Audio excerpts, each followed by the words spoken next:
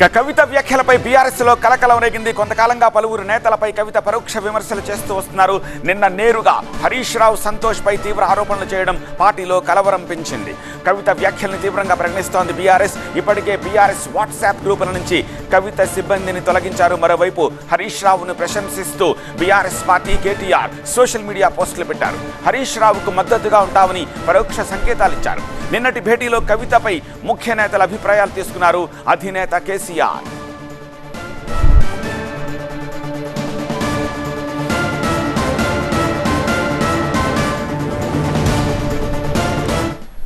ఈ అంశానికి సంబంధించిన మరింత సమాచారం అందించేందుకు మా ప్రతినిధి రాకేష్ ప్రస్తుతం మనకి లైవ్ లో సిద్ధంగా ఉన్నారు. రాకేష్, చినికి గాలివానగా మారిపోయినట్టుంది సిచ్యువేషన్. నెక్స్ట్ ఏం జరగబోతోంది? ఆల్మోస్ట్ క్లైమాక్స్కి వచ్చిందని చెప్పొచ్చు. కవిత చేసినటువంటి వ్యాఖ్యలు పార్టీలో నెక్స్ట్ లెవెల్కి తీసుకొచ్చాయి. వాళ్ళ గ్యాప్ని మరింత పెంచాయి. దాని పర్యవసానాలన్నీ కూడా నిన్న చూసాము. నిన్న అర్ధరాత్రి వరకు, దాదాపు 1 గంట వరకు ఈ ఫామ్ హౌస్లో మీటింగ్ జరిగింది. కేటీఆర్, జగదీష్ రెడ్డి, ప్రశాంత్ రెడ్డి, పల్లా రాజేశ్వర రెడ్డితో పాటు ఇంకా కొంతమంది సీనియర్ లీడర్స్ కూడా వచ్చారు. వాళ్ళందరితో అర్ధరాత్రి 1 గంట వరకు ఒక సమావేశం అయితే జరిగింది. ఆ కీలక భేటీలో కవిత చేసిన వ్యాఖ్యలు ఎంత లోతుగా నష్టాన్ని చేకూరుస్తాయి, కవిత ఎందుకు అలాంటి వ్యాఖ్యలు చేయాల్సి వచ్చిందనే దాని మీద పూర్తి స్థాయిలో సమీక్ష జరిగినట్టే తెలుస్తుంది. ఆ సమీక్షలో కవిత మొదటి నుంచి మాట్లాడుతున్న మాటలేంటి, కవిత వెనకాల ఎవరైనా ఉన్నారా, కవిత ఎందుకు మాట్లాడుతుంది, కవిత మాట్లాడుతున్న మాటలు పార్టీకి 2 రకాలుగా నష్టం కలిగిస్తాయనే అభిప్రాయం సమావేశంలో వ్యక్తమైంది. ఒకటి, ఇంటర్నల్ పార్టీలో ఒక క్రమశిక్షణ ఉన్నటువంటి పార్టీ, కేసీఆర్ లైన్ ఏది చెప్తే అందులో వెళ్ళేటువంటి క్యాడరు, లీడర్షిప్ ఉన్నటువంటి పార్టీ. అలాంటి పార్టీలో ఇలాంటి వ్యాఖ్యల వల్ల క్రమశిక్షణ దెబ్బతింటుంది, పార్టీ లైన్ మారేటువంటి అవకాశం ఉంటుంది. దాంతోపాటు కార్యకర్తలు, క్యాడర్ కొంత కన్ఫ్యూజన్కి గురయ్యేటువంటి అవకాశం ఉంటుందనే అభిప్రాయం ఒకటి. రెండవది, బయట పార్టీలకు, ప్రత్యర్థి పార్టీలకు కవిత వ్యాఖ్యలు అనేది ఒక ఆయుధంలా మారాయి.